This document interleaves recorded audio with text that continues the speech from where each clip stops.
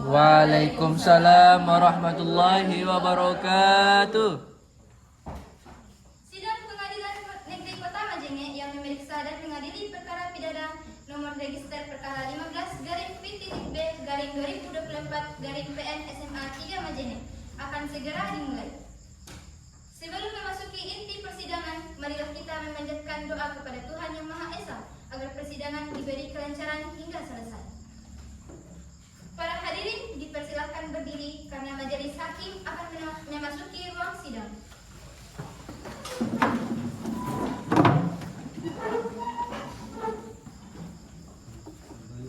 Majelis hakim dipersilakan memasuki ruang sidang.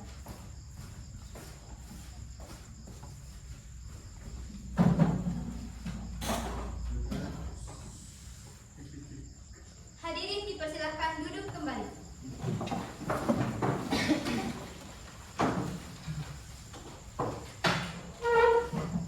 Baik, pada hari ini Selasa tanggal 22 Oktober 2024, perkara pidana nomor register 15-P-B tahun 2024-PN SMA 3 Majene dibuka dan terbuka untuk umum.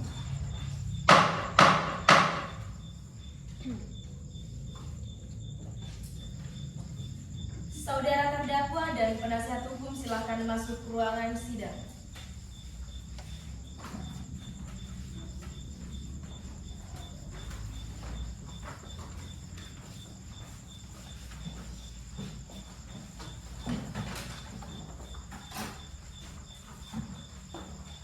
Saudara terdakwa, apakah Anda mengetahui sebab Anda dipanggil ke sini? Iya.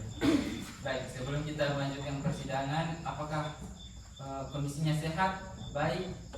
Sehat, Yang. Oke, baik. Pertanyaan selanjutnya, apakah benar Anda bernama Andi Kiflan Zain Arsal? Benar, Yang. Dan apakah benar Anda datang ke sini didampingi oleh seorang penasihat hukum? Benar, Yang. Dan apakah benar penasihat hukum tersebut berada di samping kiri saya? Benar, Yang. Oke, baik. Penasihat hukum silakan maju dan memberikan surat kuasa khusus dan surat izin beracara kepada penasihat hukum. Dipersilakan maju ke depan.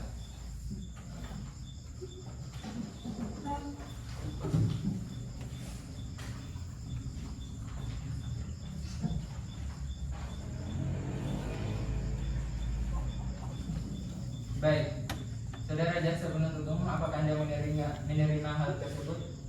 Iya, Yang Mulia. Oke, baik. Persilakan kembali ke depan.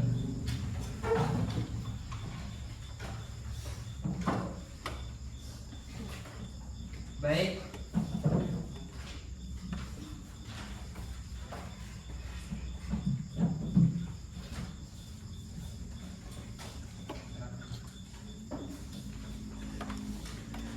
Baik, berdasarkan SEMA nomor 6 tahun 1994, maka surat kuasa khusus penasihat hukum terdakwa telah memenuhi unsur-unsur kekhususan sebagai sebuah surat kuasa. Maka sidang akan dilanjutkan dengan pembacaan surat dakwaan yang akan dibacakan oleh jaksa penuntut umum dengan pihak penggugat bernama Kasano, alamat pihak Majene Indonesia dengan nomor kontak +12025550123. Kepada yang terhormat kita silakan. Baik, Yang Mulia, saya akan membacakan surat dakwaan.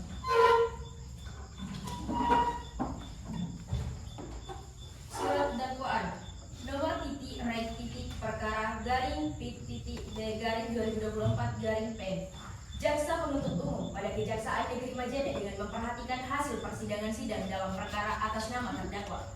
Nama Andi Kiflan Zain Arsal, tempat lahir Solo, 29 tahun 9 Maret 1995, jenis kelamin laki-laki, kebangsaan Indonesia, Kecamatan Banjarsari, Kota Solo, agama Islam, pekerjaan Direktur Sektor Company, pendidikan S2 Manajemen Bisnis. Berdasarkan surat penetapan Hakim Ketua pada Pengadilan Negeri Majene tanggal 22 Oktober tahun 2024 dengan acara pemeriksaan biasa terdakwa dihadapkan ke depan depan persidangan dengan dakwaan sebagai berikut.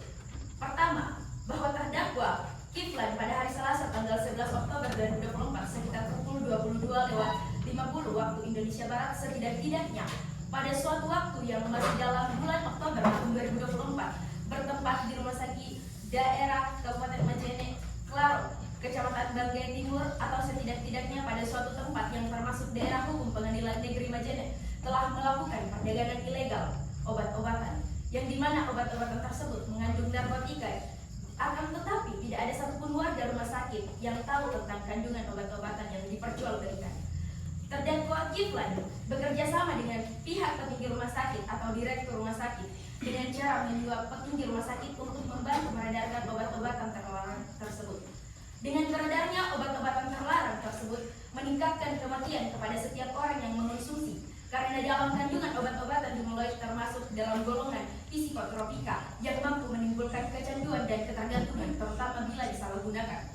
Obat-obatan ini juga mengapa bisa dicap memicu kematian, karena setelah mengonsumsi obat dimulai ini memicu peningkatan overdosis yang begitu serius dan mengakibatkan kematian.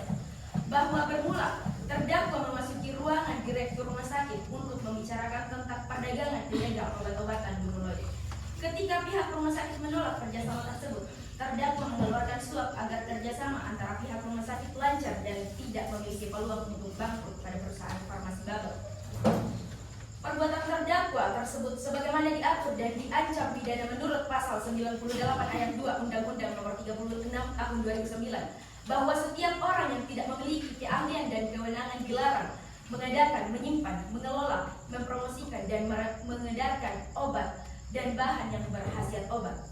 Kedua, bahwa terdakwa Kiflan pada tanggal 14 Oktober 2024 sekitar pukul 21.50 waktu Indonesia Barat atau setidak-tidaknya pada suatu waktu yang masih dalam bulan Oktober tahun 2024 bertempat di Rumah Sakit Klaro, Kabupaten Majene, atau setidak-tidaknya pada suatu tempat yang masih termasuk daerah hukum Pengadilan Negeri Majene, telah merealisasikan perdagangan obat-obatan ilegal, bahkan jauh-jauh dari sebelumnya.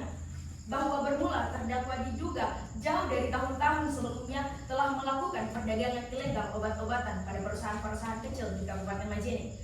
Menurut informasi yang didapatkan, sejak berdirinya perusahaan farmasi bubble pada tanggal 23 Maret tahun 2020, diketahui 60 hari setelahnya telah mendapatkan surat izin edar dikarenakan terjadinya penyuapan antara pihak perusahaan farmasi bubble dengan pihak izin edar.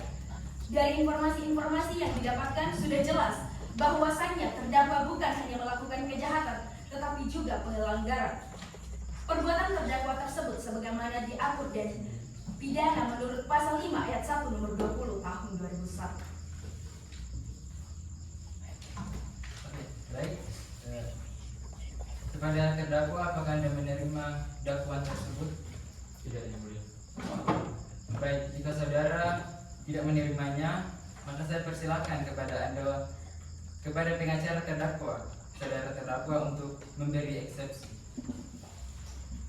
Terima kasih Yang Mulia. Atas tuntutan yang diberikan oleh jaksa penuntut umum, saya selaku penasehat hukum menolak dakwaan tersebut. Mengapa demikian? Saudara Kiflan tiap bulannya selalu menerima pemeriksaan dari pihak BPOM mengenai kandungan obat-obat dan sudah menerima nomor izin edar pada tahun 2020 sejak perusahaan itu berdiri dengan nomor edar RI 12345 01234.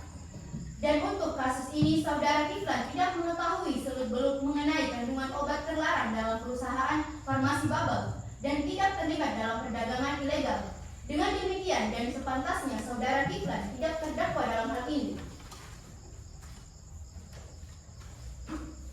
Dan menurut jadwal dari sekretaris saudara Kiflan atas nama Ayen SH, saudara Kiflan tidak pernah mengunjungi, tidak berinteraksi dengan rumah sakit yang disebut dalam dakwaan tersebut selama 4 tahun terakhir, dan tidak ada bukti jika saudara Kiflan melakukan penyuapan terhadap rumah sakit dan pihak BPOM dalam memperoleh izin edar. Dengan demikian perusahaan saudara Kiflan tidak dapat dituntut dengan hal tersebut karena perusahaan ini hanya memproduksi obatnya, dan jika dalam kasus kematian yang banyak terjadi akibat obat yang berasal dari perusahaan farmasi bubble adalah hal yang tidak benar. Kami berasumsi bahwa hal ini disebabkan karena orang-orang luar yang ingin merugikan perusahaan farmasi bubble dengan memfitnah Pak Kiflan. Terima kasih Yang Mulia. Baik, terima kasih atas tip. Selanjutnya silakan kepada jaksa penuntut umum untuk menanggapi eksepsi dari penasihat hukum jika ada.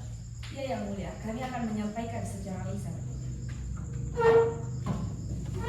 Keterangan saksi, karena terjadinya kecurigaan pada tanggal 11 Oktober 2024, saksi 1 melaporkan transaksi yang dilakukan farmasi Babel dengan pihak rumah sakit.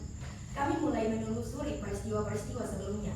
Kami curiga kejadian banyaknya pasien yang setelah 2 bulan keluar dari rumah sakit dinyatakan meninggal, yang diduga keracunan pada mengalami overdosis akibat obat-obatan terlarang yang dikonsumsinya dari pihak rumah sakit.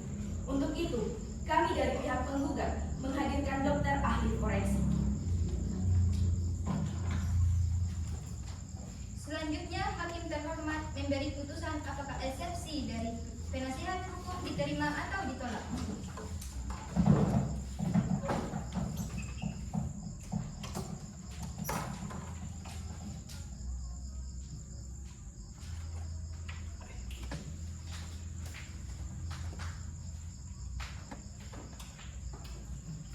Baik, sesuai dengan keputusan kami, maka kami menyatakan bahwa eksepsi ditolak. Karena eksepsi ditolak, maka jalannya sidang tetap berjalan. Dipersilahkan kepada hakim ketua untuk memerintahkan penuntut umum mendatangkan saksinya. Oke, baik, kepada jaksa penuntut umum dipersilahkan memanggil seorang saksi. Siap Yang Mulia.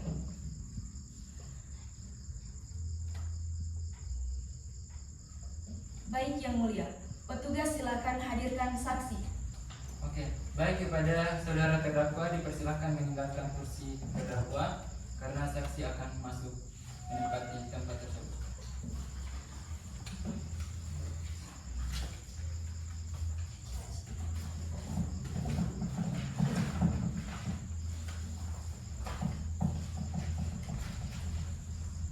Oke, baik, dipersilakan.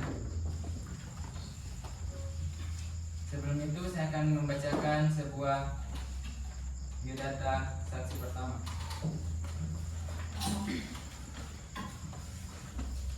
Baik, saya akan memeriksa identitas Anda.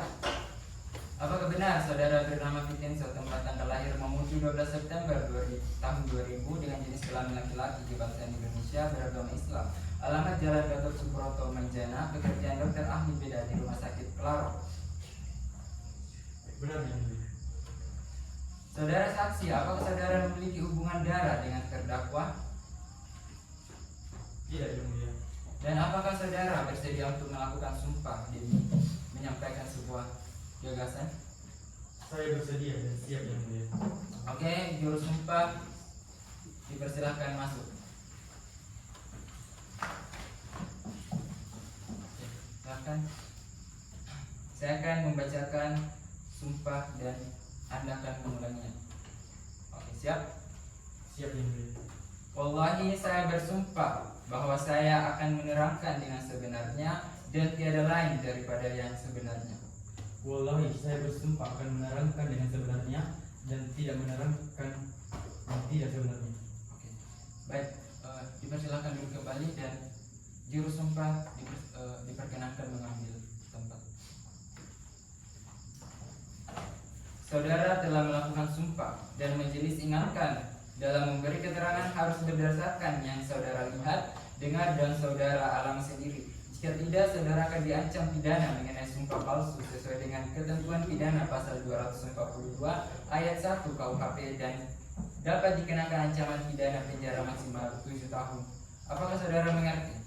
Mengerti Yang Mulia.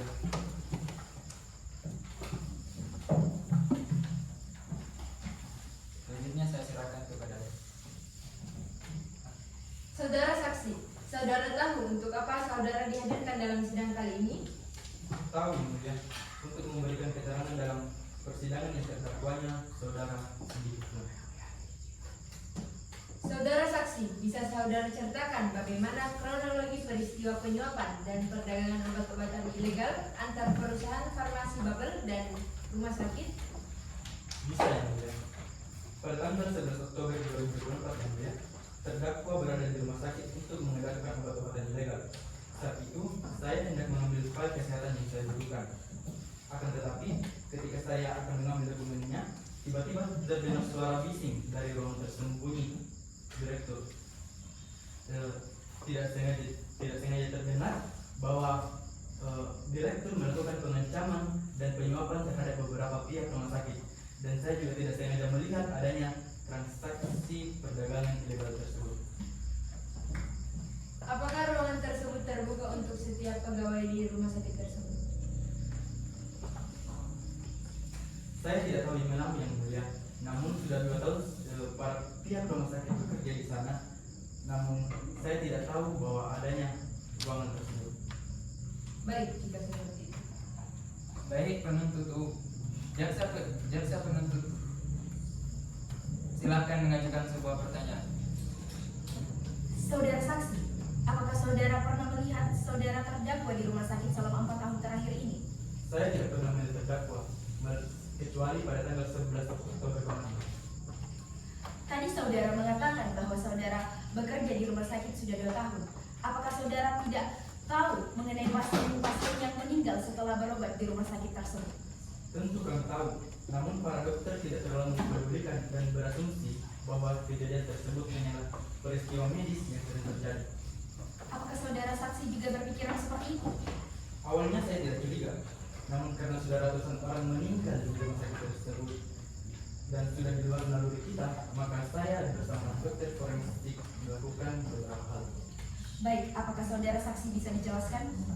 Saya bersama dokter forensik menyelidiki obat-obatan yang digunakan dalam pengobatan para pasien. Dan 3 bulan terakhir, kami menemukan buktinya. Namun saya tidak berani berbicara karena obat-obatan tersebut tergolong berkhasiat dan sangat murah. Nah, para pasien langsung sembuh. Namun setelah 2 bulan mengkonsumsinya, pasien akan mengalami kejang-kejang lalu meninggal mendadak. Dan hal tersebut sudah di luar tanggung jawab pihak rumah sakit. Baik, tadi Anda mengatakan Anda menelusuri hal tersebut bersama dokter forensik. Apakah dia datang bersama saudara saksi saat ini? Ya. Yang mulia, jika berkenan, kami dari pihak penggugat ingin menghadirkan dokter ahli forensik tersebut.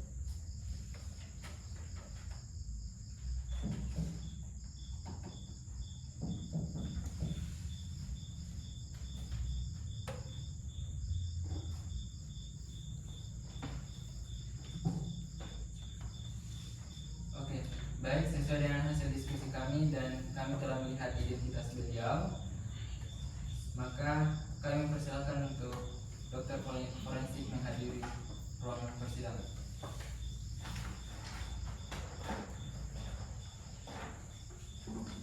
Baik, yang mulia, silahkan kepada petugas menghadirkan dokter forensik ke ruangan.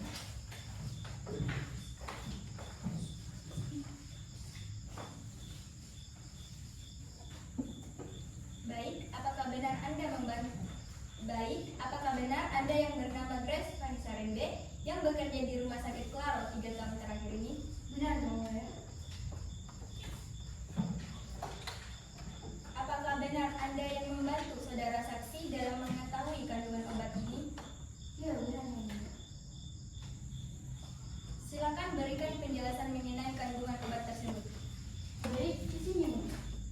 Jadi, beberapa korban yang kami tangani dan juga kami tangani dalam beberapa hari ini, kami mendapatkan bahwa korban meninggal secara tidak wajar. Setelah kami telusuri bahwa korban meninggal karena diakibatkan oleh beberapa obat. Salah satu obat tersebut termasuk ke dalam golongan psikotropika, di mana obat tersebut adalah obat dimul. Obat ini, jika kita mengacu kepada Peraturan Menteri Kesehatan tahun 2022, obat ini terbagi ke dalam 4 golongan. Sehingga kami menyimpulkan sebagai dokter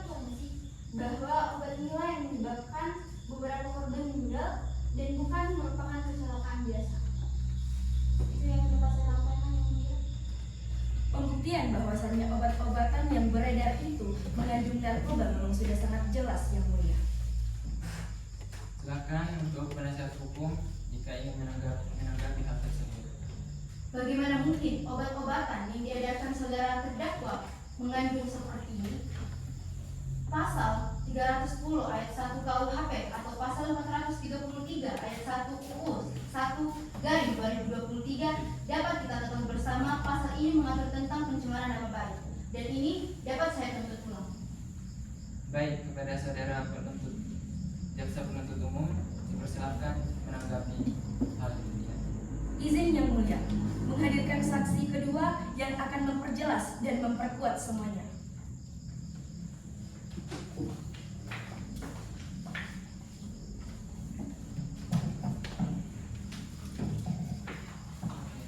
Baik, kami telah berdiskusi. Saksi kedua dipersilakan masuk ke ruang persidangan, dan kepada saksi pertama dipersilakan meninggalkan kursi.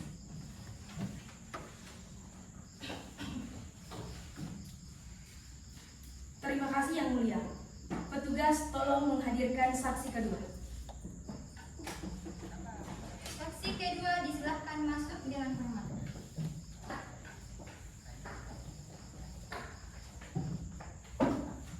Silakan. Terima kasih.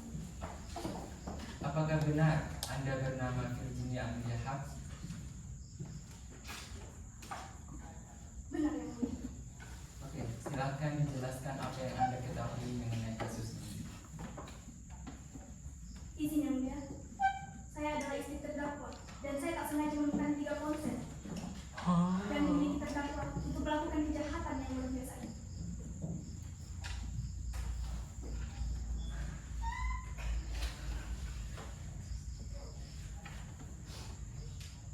Ponsel yang pertama digunakan untuk bekerja, lalu ponsel yang kedua digunakan untuk melakukan kejahatan yaitu perdagangan ilegal dan kejahatan lainnya. Dan ponsel yang ketiga digunakan untuk perselingkuhan dengan wanita lain.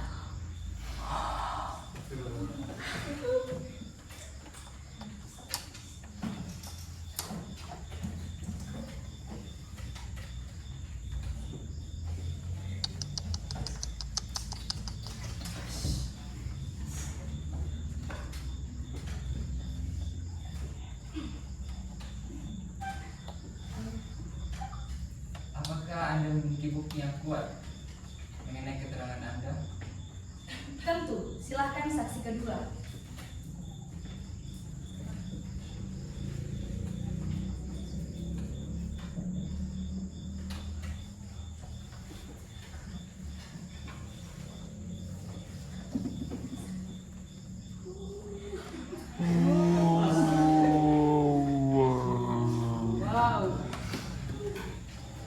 Izin Yang Mulia, ini merupakan bukti yang kuat yang saya miliki terhadap terdakwa.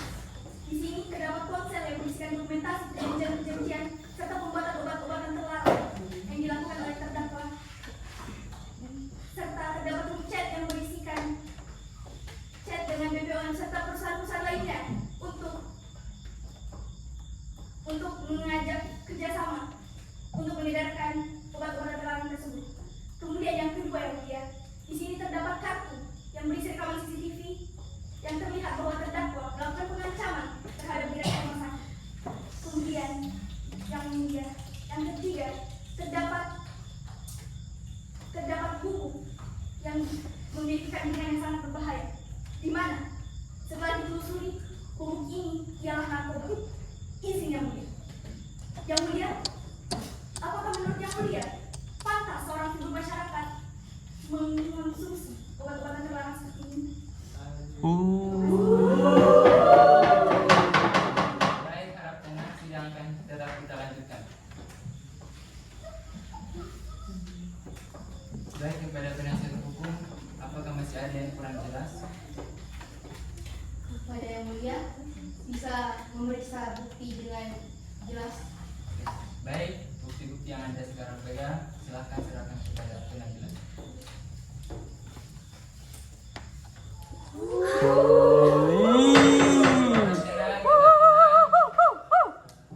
Ada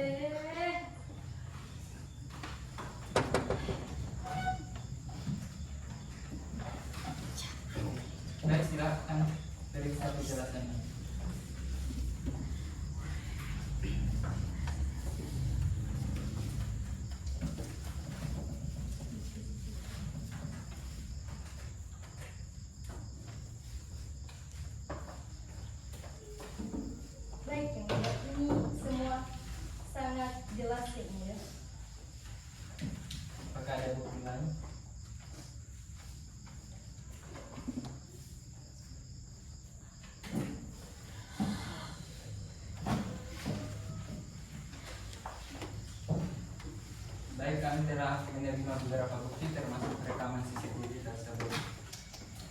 Maka dengan demikian, kepada saksi kedua kami persilahkan kembali ke tempat dan terdakwa diharapkan kembali ke kursi terdakwa.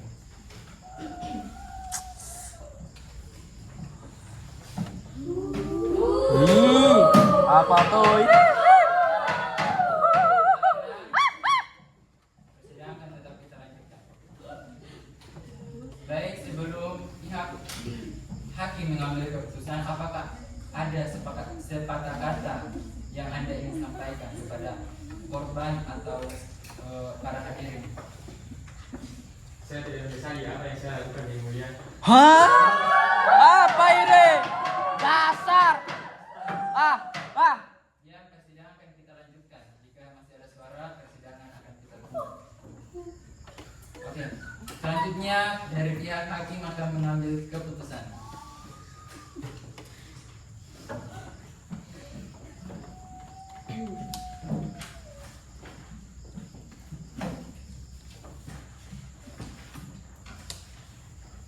Baik, dari hasil diskusi kami telah mendapatkan sebuah keputusan. Setelah mempertimbangkan semua bukti dan argumen yang telah disampaikan, pengadilan memutuskan bahwa terdakwa dinyatakan bersalah. Oleh karena itu, pengadilan menetapkan hukuman atau putusan sebagai berikut. Kepemilikan atau penguasaan narkotika golongan 1 bukan tanaman dengan pidana penjara 12 tahun serta denda 8 miliar. Pasal 114, pengedaran narkotika golongan 1 dengan ancaman pidana penjara seumur hidup dan denda paling sedikit 1 miliar dan paling banyak 10 miliar. Dengan pertimbangan terdakwa juga dinyatakan dengan adanya pasal 339 pembunuhan yang disertai dengan tindak pidana lain dengan pidana penjara seumur hidup.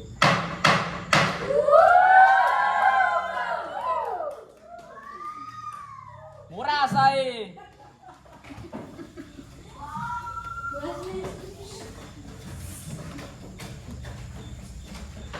Dengan demikian, sidang perkara pidana nomor register perkara 15/B/2024/PN SMA 3 Majene dinyatakan selesai dan ditutup. Terima kasih kepada semua pihak yang terlibat.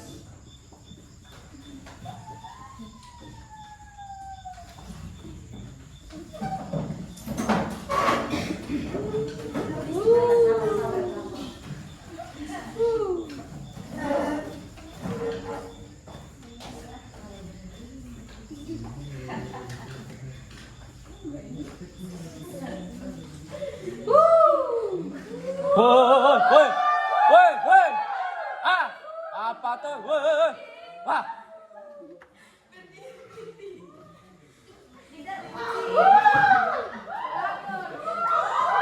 Pelakor. Apa tuh?